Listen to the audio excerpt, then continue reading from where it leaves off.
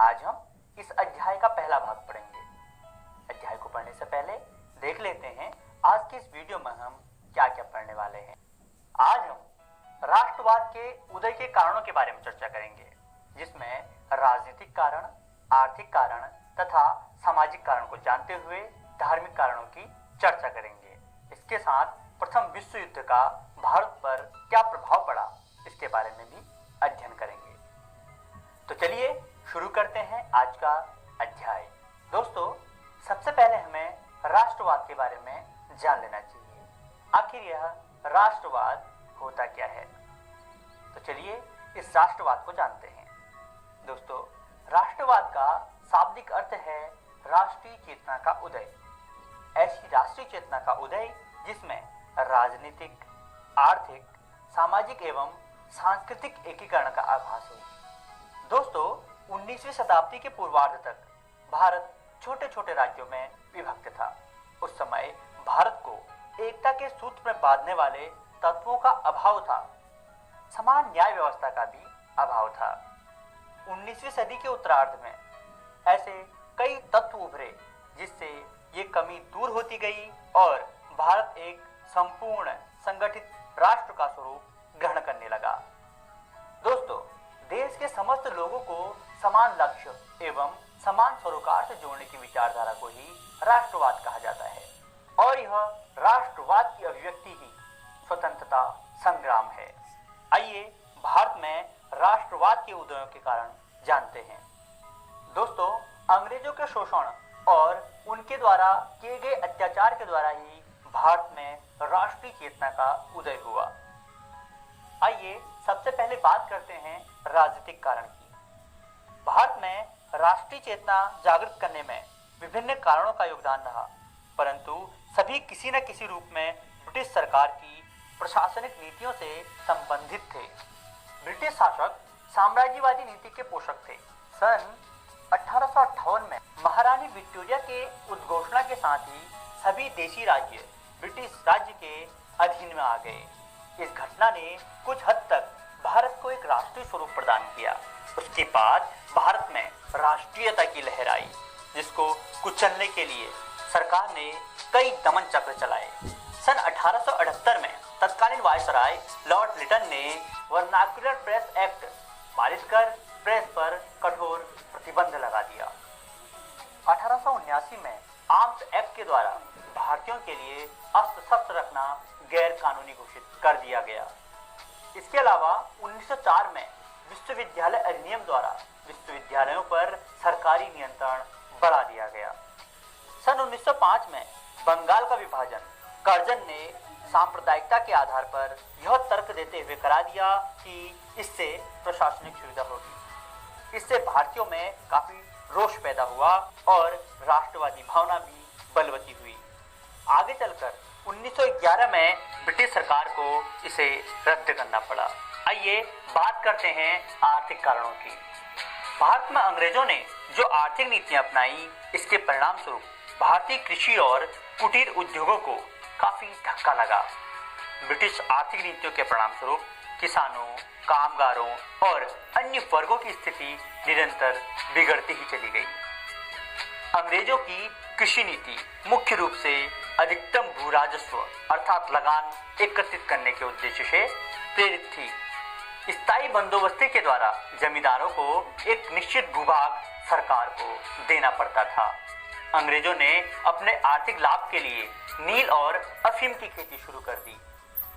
1882 में सूती वस्त्रों पर से आयात कर हटा दिया गया था। दोस्तों, इस प्रकार भारतीय समाज का प्रत्येक वर्ग अंग्रेजी शासन के अधीन कठिनाइयों का सामना कर रहा था। आइए अब बात करते हैं सामाजिक कारणों की। राष्ट्रवाद के उदय में ब्रिटिश सरकार की प्रजाति भेद की नीति भी महत्वपूर्ण कारक थी। अंग्रेज खुद को श्रेष्ठ समझते थे और भारतीयों को हेय की दृष्टि से देखते थे। यहाँ तक कि विदेशों में भारतीयों के साथ अच्छा बर्ताव नहीं किया जाता था। दक्षिण अफ्रीका के भारतीयों पर कई तरह के कानूनी प्रतिबंध लगाए जा चुके थे। भारत में रेलगाड़ी में, क्लबों में, सड़कों पर और होटलों में अंग्रेज भारतीयों के साथ दुर्व्यवहार करते थे। इससे भारतीय जनता में अंग्रेजों के प्रति घृणा का भाव जागृत हुआ। दोस्तों, इसके अलावा सरकारी सेवाओं में अंग्रेजों की पक्षपातपूर्ण नीति ने राष्ट्रवाद की भावना को प्रेरित किया। सरकार द्वारा ऊंचे पदों पर भारतीयों को नहीं पहुंचने दिया जाता था। परीक्षा में भी भारतीयों के साथ पक्षपात किया जाता था।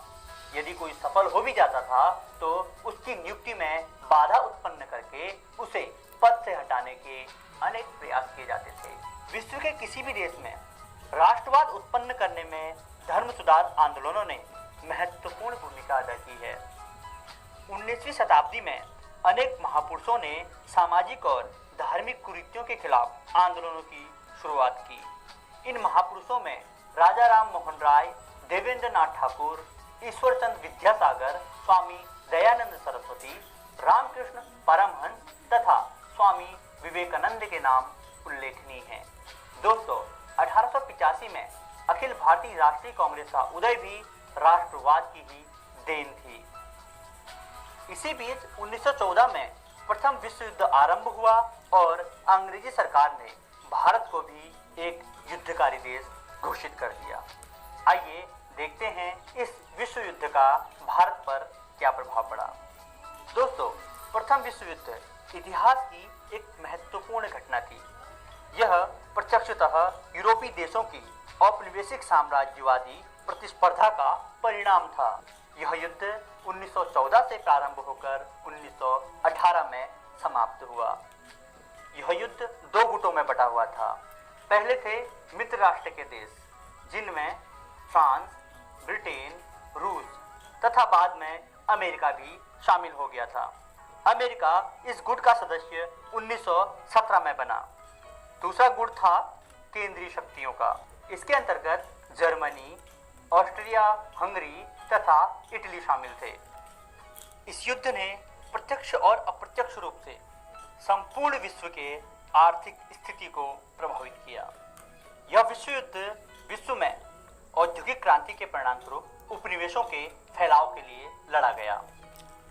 ब्रिटेन के सभी उपनिवेशों में भारत सबसे महत्वपूर्ण था और इसे प्रथम विश्व युद्ध के अस्थिर माहौल में भी हर हाल में सुरक्षित रखना उसकी पहली प्राथमिकता थी। 1916 में सरकार ने भारत में आयात शुल्क लगाया ताकि भारत में कपड़ा उद्योग का विकास हो सके और उसका फायदा अंग्रेजों को मिल सके। दोस्तों, ब्रिटिश सरकार ने भारतीयों को आश्वासन दिया था कि युद्ध के बाद भारत को आजाद कर दिया जाएगा। इसलिए इस युद्ध में तिलक और गांधी जैसे राष्ट्रवादी नेताओं ने भी सहयोग दिया। 1915 से 17 के बीच एनी बेसेंट और तिलक ने आयरलैंड से प्रेरित होकर भारत में होम रूल लीग आंदोलन की शुरुआत कर दी। इसके बाद 1913 में लाला हरदयाल के प्रयासों के द्वारा गदर पार्टी की स्थापना की गई। साथ ही 1916 में कांग्रेस के गरम दल तथा नरम दल दोनों एक हो गए।